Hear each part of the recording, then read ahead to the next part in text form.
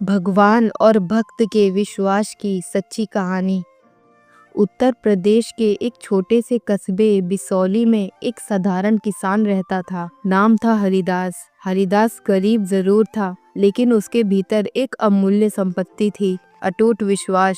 वो रोज सुबह सूर्योदय से पहले नदी किनारे जाता, भगवान को प्रणाम करता और मिट्टी की तरह सरल मन से कहता, हे प्रभु, जो देना चाहो दे देना, जो वापस लेना चाहो ले लेना, बस इतना आशीर्वाद देना कि भरोसा कभी ना टूटे। हरिदास के पास 2 बीघा जमीन थी, एक बूढ़ी गाय और एक छोटा सा घर, जिसमें उसकी पत्नी सीता और 10 साल की बेटी गौरी रहती थी। गांव में कोई उनका मजाक उड़ाता, कोई उनका संघर्ष देख दया करता, पर हरिदास कभी नहीं टूटता था। उसकी सबसे बड़ी पूंजी सिर्फ एक थी, भगवान पर भरोसा। लेकिन जीवन भी कभी कभी ऐसे मोड़ देता है जहाँ सबसे बड़ा भक्त भी हिल जाता है। एक साल भारी सूखा पड़ा, फसल झुलस गई, गाय बीमार हो गई और कर्जदारों ने दरवाजा खटखटाना शुरू कर दिया।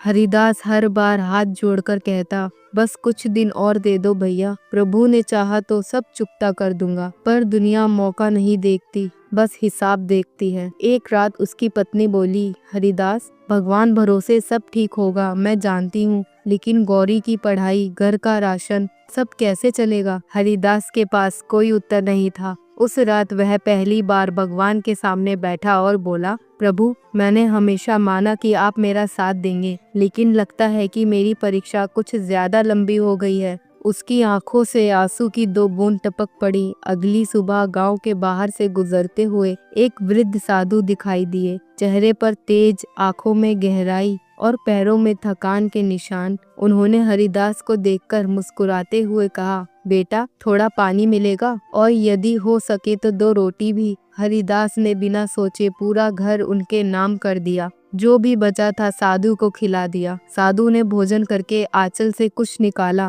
वह था एक छोटा सा नीला चमकता हुआ पत्थर, जैसे हर सांस के साथ उसमें प्रकाश धड़क रहा हो। साधु बोले, यह सिर्फ पत्थर नहीं, विश्वास की परख है। इसे अपने घर के मंदिर में रख देना। जब तक तुम्हारा भरोसा अटूट रहेगा, तुम्हारे घर में किसी भी चीज की कमी नहीं होगी। हरिदास ने पूछा, लेकिन महाराज, मैं आपके लिए कुछ कर नहीं पाया। साधु मुस्कुराए, तूने दिया है बेटा, जितना तेरे पास था, और याद रखना, भगवान भक्त का कर्ज जरूर चुकाते हैं। देर हो सकती है, अंधेरा घना हो सकता है, पर अंत में सूर्योदय होता ही है। यह कहकर वह आगे बढ़ गए। हरिदास मंत्र मुग्ध होकर पत्थर घर ले आया। उस रात घर के मंदिर में हल्की सी दिव्य सुगंध फैली। गाय की बीमारी धीरे धीरे कम होने लगी। पास के गांव से एक व्यापारी आया और बोला, हरिदास, मुझे अच्छे किस्म का गेहूं चाहिए। सुना है तुम्हारी जमीन पर खास किस्म उगती है,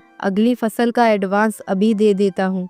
हरिदास को लगा जैसे भगवान ने उसके कंधे पर हाथ रख दिया हो। सब कुछ धीरे धीरे सुधरने लगा। फसल आई, इतनी कि कर्ज भी उतर गया और घर में अनाज भी भर गया। सीता ने कहा, देखा, प्रभु ने हमारा दिया लौटाया है। पर असली खेल अभी शुरू होना था। एक दिन गौरी की स्कूल बस का एक्सीडेंट हो गया। 20 बच्चे घायल हुए और गौरी की हालत सबसे खराब थी। हरिदास अस्पताल पहुंचा तो डॉक्टर ने कहा, हमें खून तुरंत चाहिए, वरना गौरी को बचाना मुश्किल होगा। सीता रोते हुए गिर पड़ी। हरिदास की दुनिया जैसे थम गई। दिमाग में सिर्फ एक ही आवाज, प्रभु, मेरी बच्ची को बचा लो। उसने मंदिर के कोने में रखा वो नीला पत्थर हाथ में लिया और कांपते हुए कहा, आपने कहा था कि विश्वास परखेंगे, मेरी परीक्षा ले लो प्रभु, पर मेरी बेटी पर दया करो। वो पत्थर धीरे धीरे गर्म होने लगा, जैसे कोई ऊर्जा उसकी हथेलियों में बह रही हो। और उसी क्षण एक अजनबी आदमी अस्पताल के काउंटर पर बोला, मेरी बेटी तो ठीक है, पर शायद इस बच्ची को मेरे खून की जरूरत है, मैं इसे खून देता हूँ। उसका ब्लड ग्रुप भी मिल गया। डॉक्टरों ने कहा, आप चिंता मत कीजिए, अब आपकी बेटी खतरे से बाहर है। हरिदास वहीं बैठ गया। उसके आंसू बहने लगे। ये कर्ज चुकाने का पहला संकेत था। कुछ दिन बाद पता चला कि वही आदमी जिसने खून दिया, वो एक बहुत बड़ा व्यापारी है। वो हरिदास को खोजते हुए घर आ पहुंचा। उसने कहा, आपकी ईमानदारी, आपकी बेटी के लिए आपकी दुआएं, ना जाने क्यों मुझे ऐसा लगा जैसे किसी अदृश्य शक्ति ने मुझे आपकी मदद के लिए भेजा था। फिर उसने हरिदास को एक बड़ी नौकरी देने का प्रस्ताव रखा। हरिदास हैरान था। उसके घर का मंदिर जैसे हल्की मुस्कान के साथ चमक रहा था। लेकिन कहानी इतनी आसानी से खत्म होने वाली नहीं थी। एक बार व्यापारी के गोदाम में आग लग गई। पूरी तरह नहीं, पर व्यापारी का लाखों का नुकसान हुआ। व्यापारी उदास था। हरिदास ने कहा, साहब सच कहूँ तो मैं आपके कर्ज में था। जो भगवान ने मुझे दिया वो मैं लौटाऊंगा। जो मेरी बचत है, जो मेरा अनाज है, सब आपके नुकसान की भरपाई में लगा दीजिए। व्यापारी ने कहा, तुम गरीब हो, मुझे तुम्हारी कोई मदद नहीं चाहिए। हरिदास ने जवाब दिया, नहीं साहब, कर्ज चुकाना जरूरी है, चाहे वो इंसान का हो या भगवान का। और उसने सच में अपनी सारी बचत व्यापारी को दे दी। सीता रोई। गांव वालों ने कहा, पागल हो गया है, अपनी बेटी का भविष्य दांव पर लगा रहा है। लेकिन हरिदास शांत रहा। उसके शब्द बस यही थे, प्रभु ने मुझे दिया था, अब लौटा रहा हूँ, यही मेरा धर्म है। कुछ महीनों बाद एक बड़ी कंपनी व्यापारी के क्षेत्र में निवेश करना चाहती थी। उन्हें एक भरोसेमंद पार्टनर चाहिए था। व्यापारी ने साफ कहा, अगर पार्टनर बनाना है तो हरिदास को बनाओ, क्योंकि मैंने दुनिया में इतना सच्चा इंसान आज तक नहीं देखा। कंपनी ने कागज देखे, हरिदास का इतिहास जाना, और वही हुआ जिसकी कल्पना किसी ने नहीं की थी। हरिदास अब एक साझेदार बन चुका था। उसकी जिंदगी अचानक आसमान छूने लगी।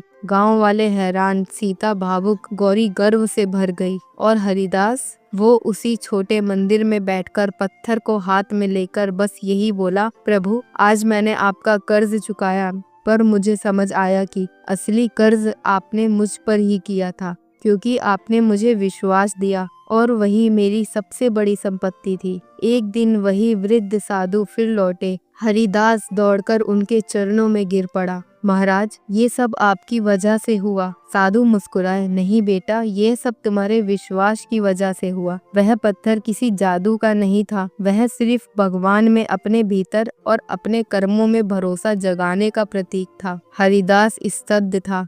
साधु बोले, जब तुमने अंतिम बचत व्यापारी को दी, तभी भगवान ने निर्णय लिया कि अब उनका भक्त अनुराग के योग्य है। तुमने दिया और भगवान ने 100 गुना लौटाया। यही भक्त और भगवान का रिश्ता है, कर्ज और कृतज्ञता का रिश्ता। हरिदास अब अमीर हो गया था। उसके घर में सुख था, शांति थी, प्रेम था, लेकिन उसने कभी अपने मंदिर का वह नीला पत्थर नहीं हटाया, क्योंकि वह पत्थर अब चमत्कार नहीं, उसके विश्वास की याद था।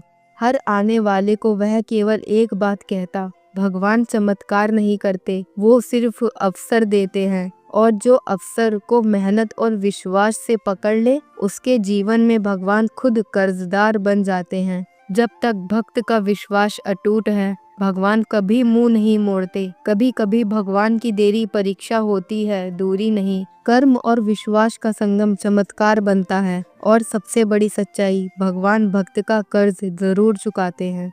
तो दोस्तों, अगर इस कहानी ने आपके दिल को छुआ है, आपके भीतर विश्वास की लौ फिर से जगा दी है, तो एक छोटा सा लाइक करके अपनी आस्था का इजहार जरूर कीजिए, और इस दिव्य संदेश को दुनिया तक पहुंचाने के लिए अभी शेयर कर दीजिए। हो सकता है कोई टूट चुका दिल आपकी वजह से फिर से मजबूत हो जाए। और ऐसी ही कहानियाँ हर रोज सुनने के लिए हमारे चैनल को सब्सक्राइब जरूर करें और बेल आइकन दबाएं, ताकि अगली कहानी सबसे पहले आप तक पहुंचे। और जाते जाते नीचे कमेंट में एक बार जरूर लिखें, मैं भगवान पर पूरा भरोसा करता हूँ। आपका कमेंट ना सिर्फ आपकी भक्ति का प्रमाण होगा, बल्कि इस चैनल के परिवार को भी एकजुट करेगा। जय श्री हरि, हर हर महादेव।